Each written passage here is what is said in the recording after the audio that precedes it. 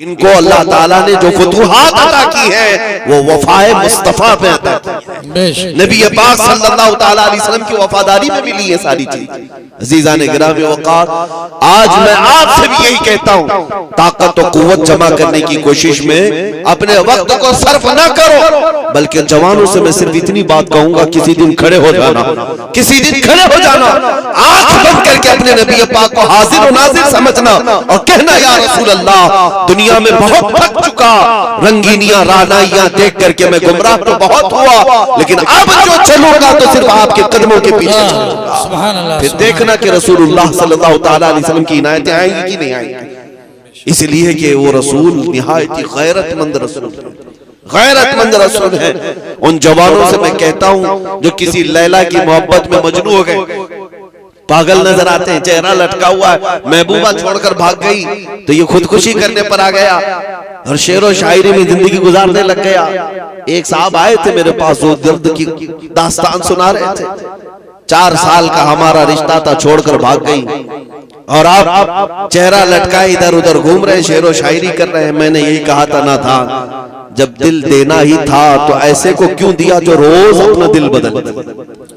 ये दुनिया है जिसको आला हज़रत ने कहा था, शहद दिखाए जहर पिलाए, कातिल डाए शोहर कुश। ये अपने शोहर को मारने वाली दुनिया है। तुमको दिल देना ही था तो ऐसी लैला को क्यों दिया जिसका तुम्हारे ताल्लुक से कोई ऐसा ख्याल नहीं है। मेरे अजीजों, एक दिल अल्लाह ने दिया, काश अगर दरे मुस्तफा पर रखा होता, ताजदारे मदीना के हाथों में दिया होता। मेरे मुस्तफा की गैरत इतनी है कि तुम्हारी आखिरी सांस तक वो कभी तुम्हारा हाथ नहीं छोड़ते। दुनिया तो दुनिया है, कब्र में भी जाओगे, मुनकर नकीर बाद में आएंगे, तुम्हारे मुस्तफा पहले। कब्र तो कब्र है, हश्र के दिन भी यही हाल होगा, जब कोई तुम्हें पूछ नहीं रहा होगा, माँ बच्चे से भाग रही होगी, लेकिन वो मुस्तफा है। फरमाते हैं कयामत के दिन तुम देखोगे मेरे कंधे पर चादर पड़ी, चादर खसक खसक कर गिर रही होगी। एक हाथ से मैं अपनी चादर संभाल रहा हूँ और दूसरे हाथ से अपने उम्मती को पकड़ रहा हूँ। जन्नत में जाने तक की जमानत है मेरे मुस्तफा की। वहां दिल दिया होता तो चेहरा लटकाए हुए नहीं घूम रहा होता और दुनियावी मजाजी इश्क में शेर व शायरी नहीं कर रहा होता। अगर उस दरबार में दिल दिया होता तो फिर फख्र से ये कहता, जान है इश्क मुस्तफा, रोज वज़ू करे खुदा, जिसको हो दर्द का मजा नाज़े दवा उठाए क्यों। आओ आशिकों को सुनो, बरेली का आशिक कहता है, फिर के गली गली तबाह, ठोकरें सबकी खाई क्यों, दिल को जो अक्ल दे खुदा, तेरी गली से जाए क्यों। अजीज़ान गिरामी वक़ार, या रसूल अल्लाह, लब्बैक या रसूल, लब्बैक या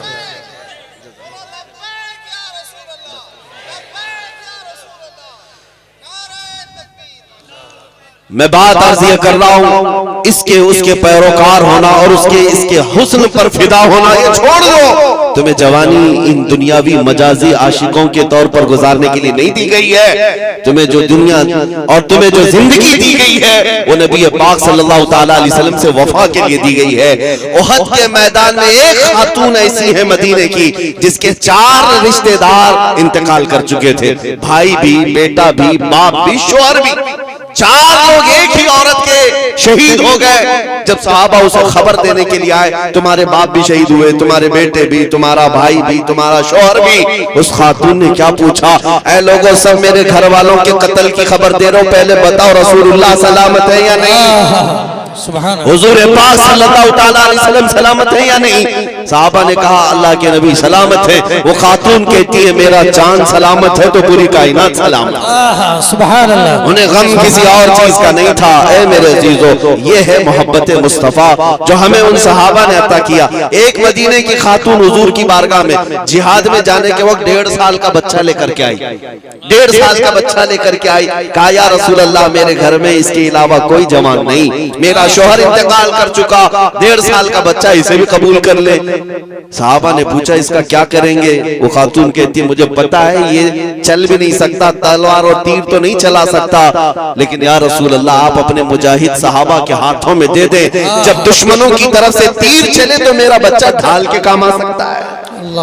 वो फिदा करने वाली खवातीन जिन्होंने अपने सुहाग भी हुजूर पाक सल्लल्लाहु अलैहि वसल्लम के कदमों पर निछावर किए।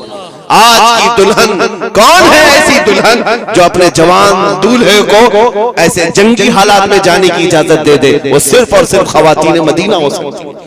नबी पाक सल्लल्लाहु अलैहि वसल्लम की मियां ये मोहब्बत की बात जो हम करते हैं ना, ये आसान चीज नहीं है। ये शहादत का है, उल्फत का है, कदम रखना लोग आसान समझते हैं मुसलमान होना। अजीजों, इस वक्त सिर्फ इतना सोचना, क्या मदीने के उन सहाबा के बीवी बच्चे नहीं थे? क्या उनके माँ बाप नहीं थे? उनके घर बार, उनके जायदाद प्रॉपर्टी नहीं थी? सब था उनके पास, फिर भी वो हुजूर पाक सल्लल्लाहु अलैहि वसल्लम की वफा में ऐसे शरीक होते।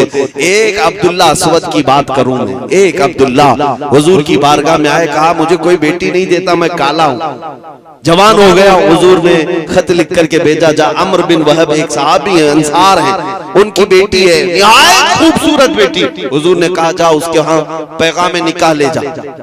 अब्दुल्ला अस्वद गए, हुजूर का पैगाम दिया। ये वो साहबी हैं जिनकी बेटी पूरे मदीने में सबसे हसीन है, और अब्दुल्ला ये सबसे काले हैं। एक काले जवान को हुजूर ने भेजा है सबसे हसीन लड़की के बाप। और जब वो गए अम्र बिन वहब के पास, सुनाया तो बाप और माँ दोनों थे लड़की के। देखा ऊपर से नीचे और कहा तुम्हारे निकाह की बात आई है? मेरी बेटी से कहा अल्लाह के नबी ने भेजा। उस सहाबी ने थोड़ा तामुल किया, थोड़ी ताखीर की और कहा आप वापस जाएं, मैं खुद हुजूर से बात कर लूंगा। इतना कह करके पलटाया। अब्दुल्ला ने कहा ये तो रोज की बात है, रिजेक्ट तो हर जगह से होते थे, नहीं बात नहीं। आए हुजूर के पास, लेकिन ऐ मुसलमानों, मदीने का माहौल क्या था? वो नौजवान दुशीजा जो मदीने की सबसे हसीना थी, अंदर घर से बाहर आई। बाप से पूछा कौन आया था? कहा फला फला आया था। क्या लेकर आया? पैगाम निकाह लेकर आया। कौन भेजा? रसूलुल्लाह ने। आपने क्या कहा? खातून से माँ बाप जवाब देते हैं कि हमने टाल दिया, देखते हैं बाद में तेरा जोड़ कहाँ है उसका। वो नौजवान दुशीदा कहने लगी अब्बा जान आपको पता भी है आपने किसके पैगाम को रद्द किया है? आपने आने वाले के चेहरे को देखा, भेजने वाले के चेहरे को नहीं देखा। सुभान अल्लाह। ये मदीने की खवातीन थी जिन्होंने अपनी ख्वाहिशात को भी कुर्बान कर दिया था। यहाँ ख्वाबों के शहजादे बनाए जाते हैं, ख्वाबों की शहजादियां बनाई जाती है। मेरे घर में आने वाली दुल्हन हूर से कम ना हो। और औरतें ये तस्वुर कर ले मेरा शोहर बड़े एक्टर और फिल्मी हीरो से कम ना हो। ये खाम ख्यालियां हैं तुम्हारी, ये पुलाव है जो तुम ऐसे ही पकाए हुए हो, ख्याली पुलाव। मेरे अजीजों, हकीकत में कुछ नहीं होता जो स्क्रीन पर दिखता है। हर नौजवान को अपनी तमन्नाएं हुजूर के कदमों पर रखना चाहिए।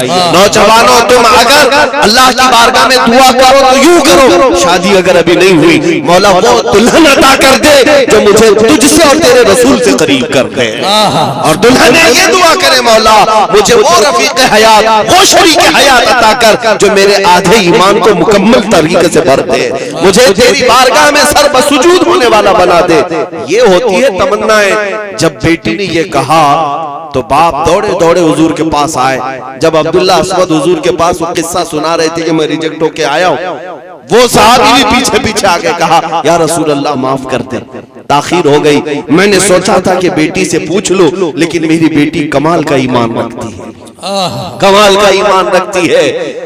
मैंने सिर्फ बेटी की खातिर इनको पलटाया था। हुजूर ने माफ कर दिया और उनका निकाह तय हुआ मस्जिद नबवी में। तवज्जो चाहता हूँ, तवज्जो। ये अब्दुल्ला अस्वद गरीब भी है, काले भी है, पैसा भी नहीं शादी करने का, खुद रसूलुल्लाह ने पैसे दिए, सुभान अल्लाह, माल दिया के जा शादी का सामान खरीद ला, जो जहेज लगता है, जो घर बसाने के लिए सामान की जरूरत है ले आओ। ये अब्दुल्ला गए बाजार में सामान खरीद रहे थे, शादी का सामान खरीद रहे थे।